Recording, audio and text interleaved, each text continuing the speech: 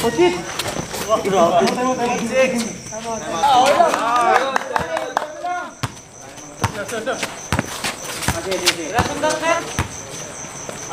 Good net.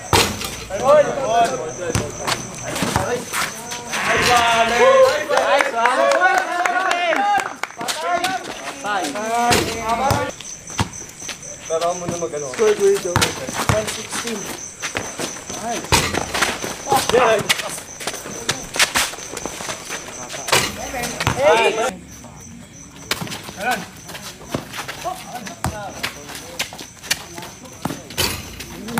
Kuha, nag-dribble yan. 4-0.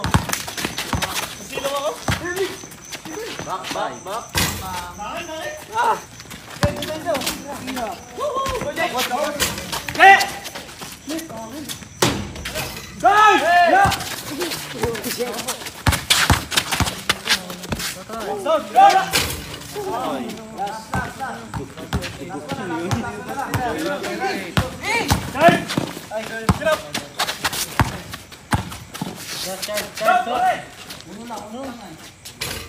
Oh!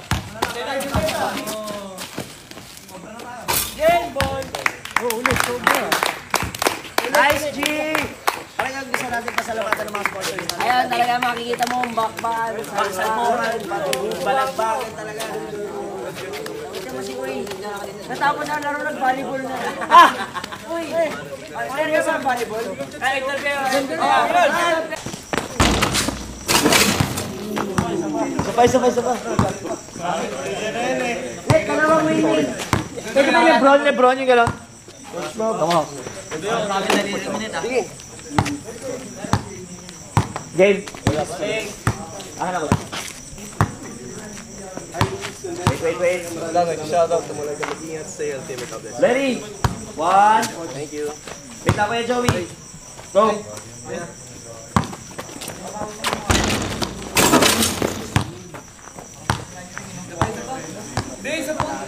Ingat ka po, tumiretso ako sa dagat. Game, pag natap nga, may ito pa. Game, pag natap nga, may sabato. Jordan, pag natap po, pag natap niya. Sa bahay na, sa bahay. Jordan na.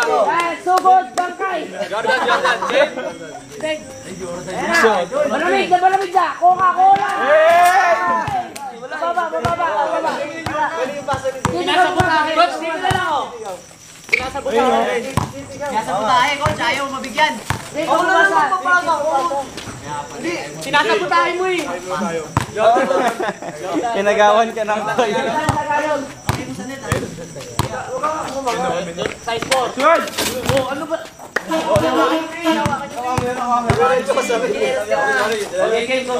Ano ba usapan? Abutin ng data. Last. Sa ring yung bola yung Ay, Jordan, size 4.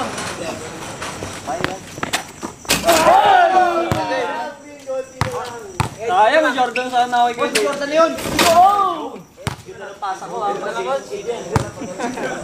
Edit na lang. Edit na lang natin yan. Ayan. Huwag ka susunod. Para kay ano? Wala ka pang warm up eh. Ayan na. Ayan. Pag sumuko ka, tanggalin Edit na lang, mababagong ka. Okay, kaya pa. Pero kayong taligi. Go! Dumaan si Arvin. Isang kamay na lang kasi, isang kamay. Gulat ko kasi yung mata mo. Coach, perfect ah. Oo, di ba? Perfect yun. Kanina kasi. Saan mo dalawang pa? Kaya mo yan. Go pa, coach. Kaya mo yan. Huwag di mo na tangkan, iiwan ka namin. Hindi mo nagawa yan, papalit ka na dun sa... Pwede naman sa. Kit Jimenez PBA debut game review kasi wala naman akong choice. Pinasok siya 7 minutes remaining sa second quarter. Sa possession na to, 2-man game with Mo Tautua.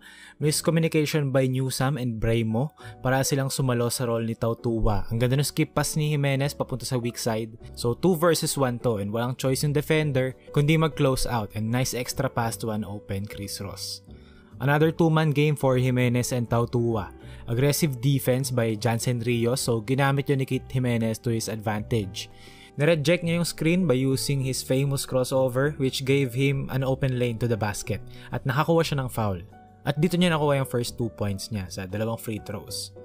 Though dito naman sa transition defense, rule number 1 sa ganito is to always stop the ball. Hindi nagawa ni Kit sa play na to, so ang nangyari, merong downhill momentum si Newsome and nakascore siya ng layup, may kasama pang foul.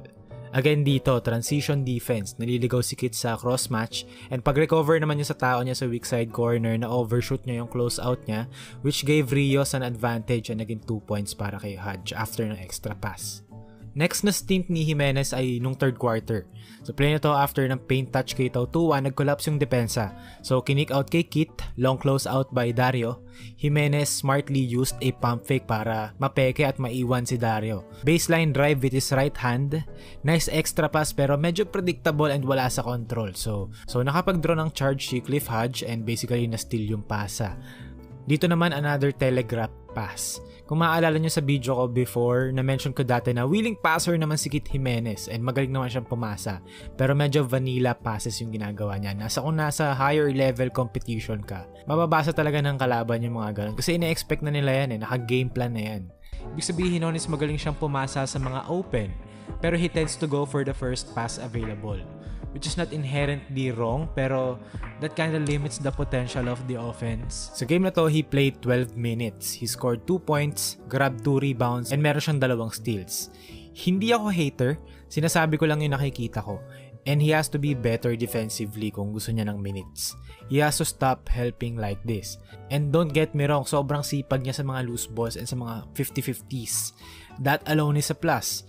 And solid naman siya sa on-ball defense. Pero yung team aspect kasi ng depensa, like yung mga rotations, when or where to help, doon feeling ko yung major roadblock niya ngayon. Tingnan nyo rito, trabaho talaga ni Mo Tautua na mag-help dito and someone has to cover the low man. Ang tawag dito ay sink and fill.